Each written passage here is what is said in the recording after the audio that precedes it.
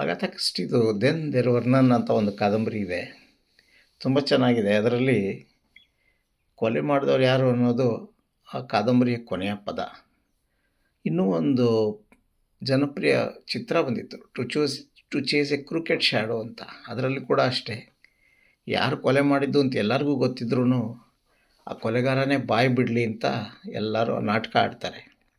ಈ ಎರಡನ್ನ ಸೇರಿಸಿ ನಾನು ಒಂದು ಕಾದಂಬರಿ ಬರೆಯೋಣ ಪ್ಲ್ಯಾನ್ ಮಾಡಿದೆ. ಅದೇ ಸಮಯದಲ್ಲಿ ಏನಾಯಿತು, ಅಗಾಥ ಕ್ರಿಸ್ಟಿದು ಇನ್ನೊಂದು ಮರ್ಡರ್ ಆಫ್ ದ ರೋಜರ್ ಆಕ್ರಾಯ್ಡ್ ಅಂತ ಒಂದಿದೆ. ಅದರಲ್ಲಿ ಉತ್ತಮ ಪುರುಷದಲ್ಲಿ ಕಾದಂಬರಿ ನಡೆಯುತ್ತೆ.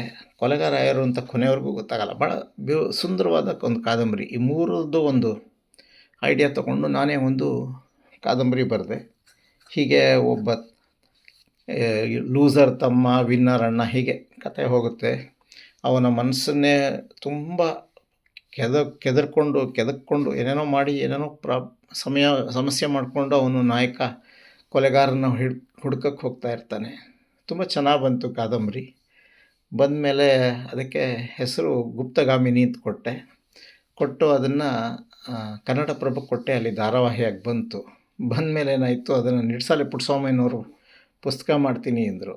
ಗುಪ್ತಗಾಮಿನಿ ಅನ್ನೋ ಹೆಸರು ಕೂಡ ನನಗೆ ಕಸ್ತೂರಿ ಶಂಕರ್ ಅವ್ರನ್ನ ಯಾವುದೋ ಒಂದು ಪತ್ರಿಕೆಗೆ ಸಂದರ್ಶನ ಮಾಡಿದಾಗ ಅವರು ಯಾವ ಜನ್ಮದ ಮೈತ್ರಿ ಅಂತ ಕುವೆಂಪು ಅವ್ರು ಹಾಡು ಹೇಳಿದಾಗ ನನಗೆ ಆ ಟೈಟ್ಲ್ ಸಿಕ್ಕಿತ್ತು. ಈಗ ಆ ಟೈಟ್ಲು ಹೋಯಿತು.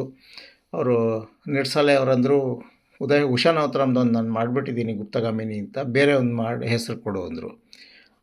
ಹಂಗೆ ನೋಡಿದ್ರೆ ನಿಡ್ಸಾಲೆ ಅವ್ರದ್ದು ಒಂದು ಬಂದುಬಿಟ್ಟಿತ್ತು ಗುಪ್ತಗಾಮಿನಿ ಅಂತ. ಅದಕ್ಕೆ ನಾನು ತಿಣ್ಕಾಡಿದೆ.